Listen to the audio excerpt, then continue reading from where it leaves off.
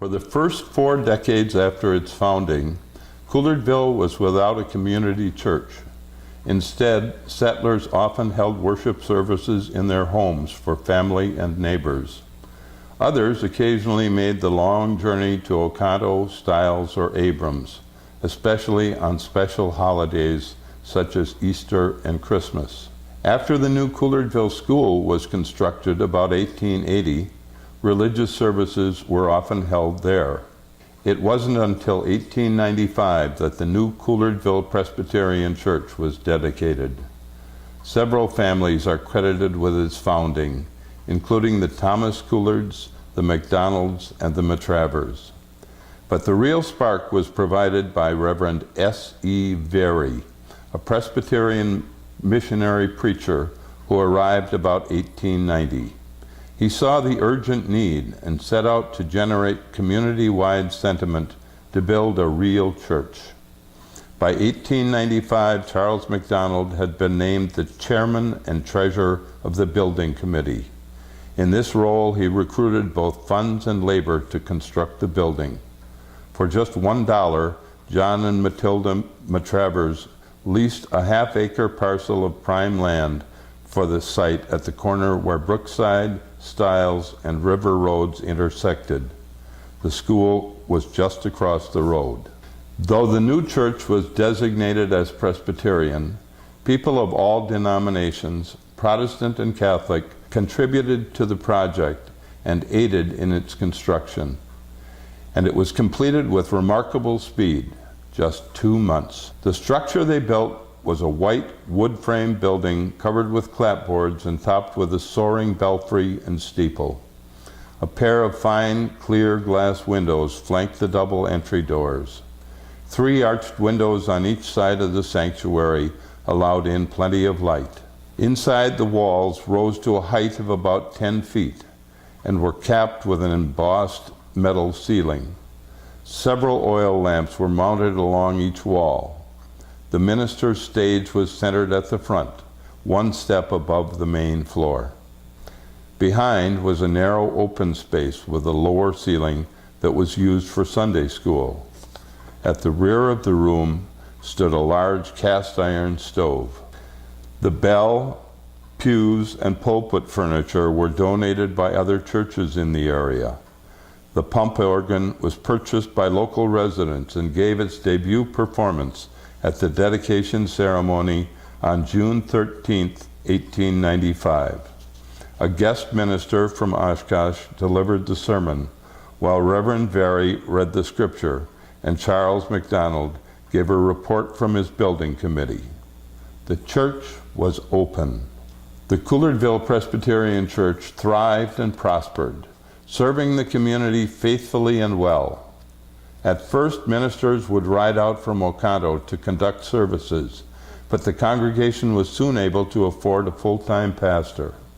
A handsome new parsonage was built just across the road. Besides offering a home, the community rallied to support the minister and his family in many ways. Local farmers would haul loads of wood to fill their woodshed for the coming winter. Potatoes, apples, and other foods, fresh and canned, were delivered to store in the cellar. Milk and eggs appeared regularly, and when the fall butchering was done, there always was a generous portion set aside for them. Later, a long shed was constructed alongside the church to shelter the driving teams during the inclement weather. A split-rail fence, likely used as a hitching place on nice days, spanned the front. The next major addition was the Ladies' Aid Hall at the rear. It soon evolved into a social center of Couillardville, hosting school programs, home talent plays, ice cream socials, harvest festivals, and even monthly card parties. Naturally, everyone was welcome. On every second Wednesday of each month, the Ladies' Aid served a noon dinner at the hall. It cost just 15 cents and featured the finest cooking and produce Couillardville had to offer. The money raised, though meager, helped support the pastor's salary.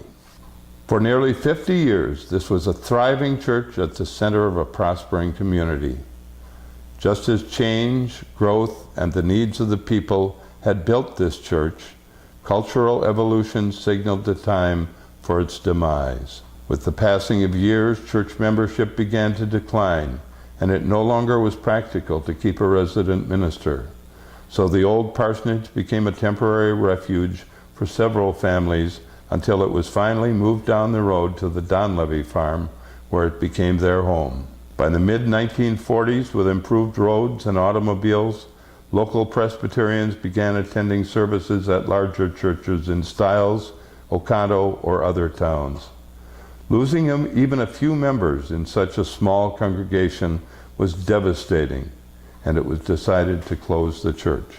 But the building had one more important service to perform. On January 11, 1947, a large group of citizens gathered at Couillardville School and formally organized the Couillardville Community Club. The institutional church may no longer have been viable, but the building that housed it was needed to serve the continuing social needs of the community.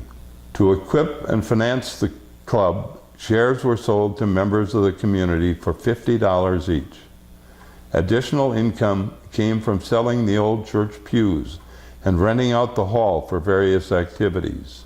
Its leaders were prudent, acted in a unified fashion, and fostered inclusion, and sought to help those in need.